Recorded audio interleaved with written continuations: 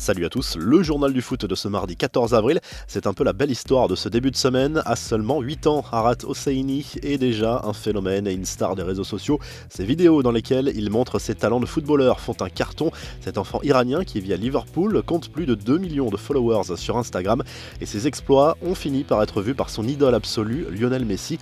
La star du Barça a même commenté sa dernière vidéo et remercié le jeune garçon. Impressionnant, a même ajouté Messi avec des emojis qui devraient combler de joie le jeune crack. L'actu du mercato avec les dernières rumeurs en Europe, selon Le Mundo Deportivo, le Barça serait toujours intéressé par Tanguy Ndombele pour renforcer son milieu de terrain, mais Tottenham ne l'entendrait pas de cette oreille. Le milieu français était déjà pisté par le champion d'Espagne l'été dernier lorsqu'il évoluait du côté de l'Olympique lyonnais, mais Mourinho compte sur lui malgré quelques accrochages cette saison entre les deux hommes. Le défenseur central du RB Leipzig, Dayo Upamecano, est l'un des joueurs les plus en vogue sur le marché des transferts en ce moment. Manchester United et Manchester City sont tombés sous le charme de l'international espoir français selon Sky Sports. Ils ne sont pas les seuls, le Real et le Bayern se sont déjà renseignés ces dernières semaines.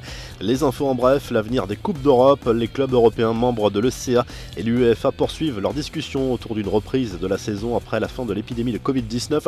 Selon la radio espagnole Cadena Ser, les deux instances partageraient une volonté commune pour le calendrier de reprise avec une Ligue des Champions exclusivement en août. Une tendance se confirme, les matchs pourraient se jouer sur terrain neutre à élimination directe. L'intégralité des quarts de finale, des demi et de la finale pourrait ainsi se disputer en l'espace de 2 semaines.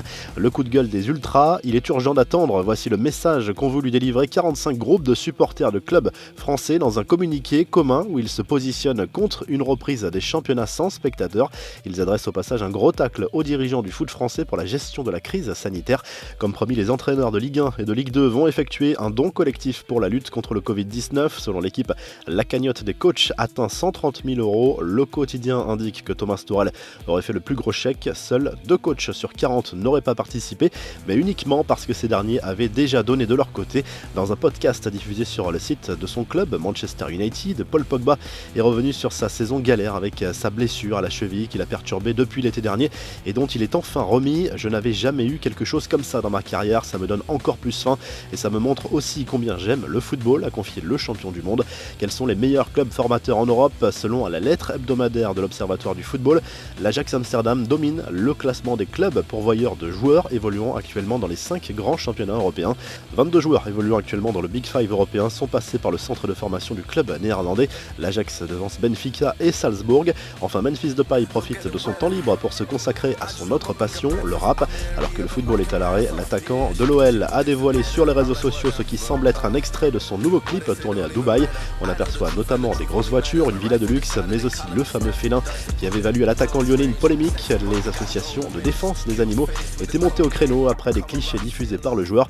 La revue de presse, le journal L'Équipe se réjouit des annonces du président Macron qui envisage la fin du confinement pour le 11 mai prochain, alors que dans le même temps, la LFP envisage de redémarrer la Ligue 1 le 3 ou le 19 juin. Un calendrier idéal pour le quotidien sportif. En Italie, Tuttosport a recueilli le témoignage du président du National Madère qui a vu s'entraîner Cristiano Ronaldo ces derniers jours sur le stade de son club. Le Portugais est visiblement en très grande forme selon le dirigeant.